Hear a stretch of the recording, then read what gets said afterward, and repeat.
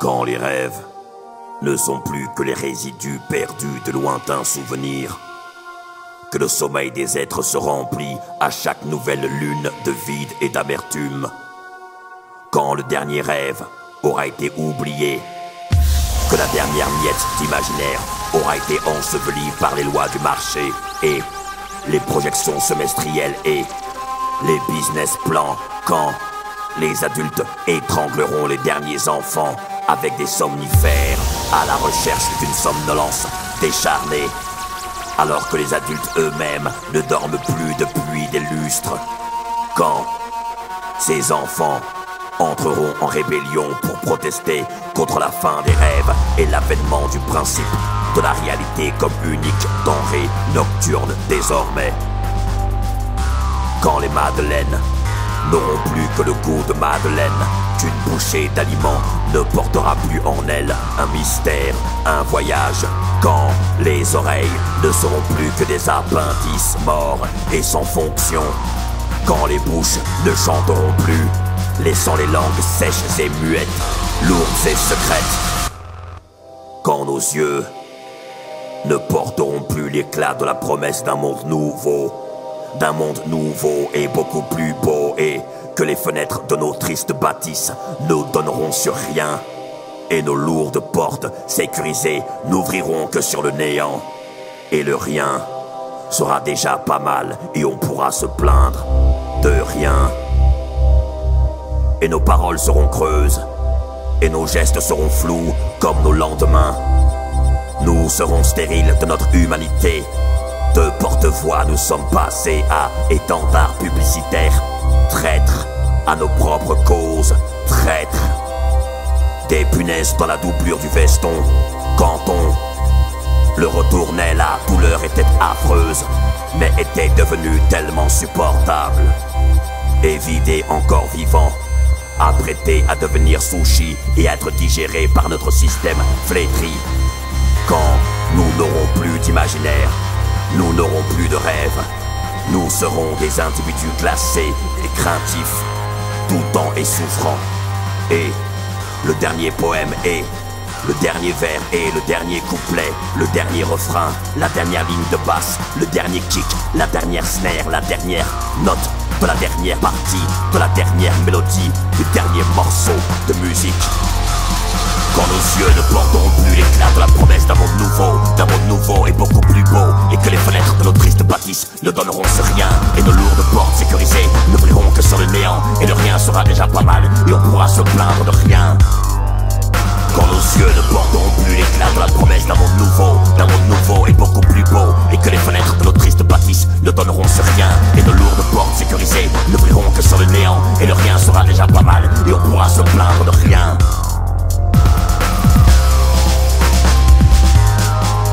Il faudrait inventer un espace dans lequel les mots ne comptent plus, puisqu'ils sont maladroits. Il faudrait oser rêver un interstice dans lequel les regards seuls raconteraient le monde, puisqu'il s'éteint.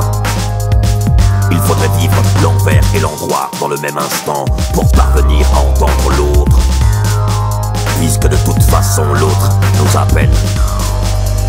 Il faudrait que les bleus, les échymoses, les cicatrices prennent pour épouse les blessures et les souffrances.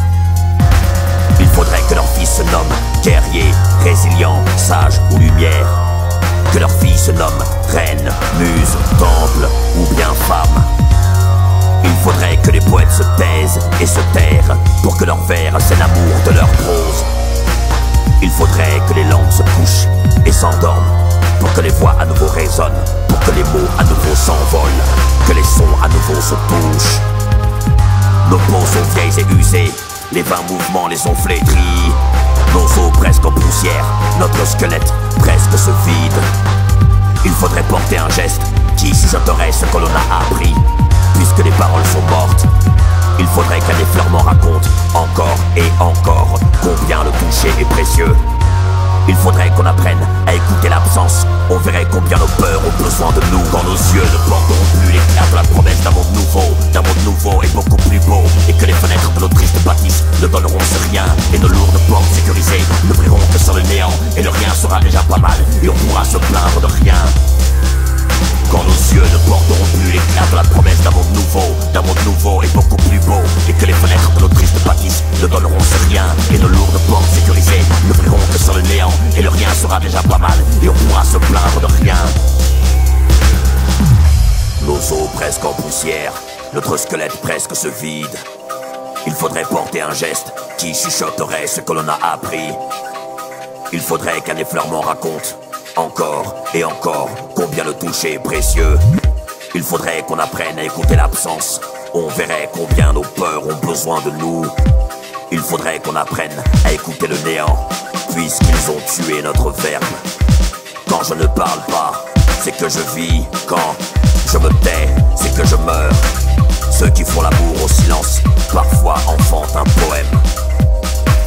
Quand les rêves ne sont plus que les résidus perdus de lointains souvenirs, que le sommeil des êtres se remplit à chaque nouvelle lune de vide et d'amertume. Quand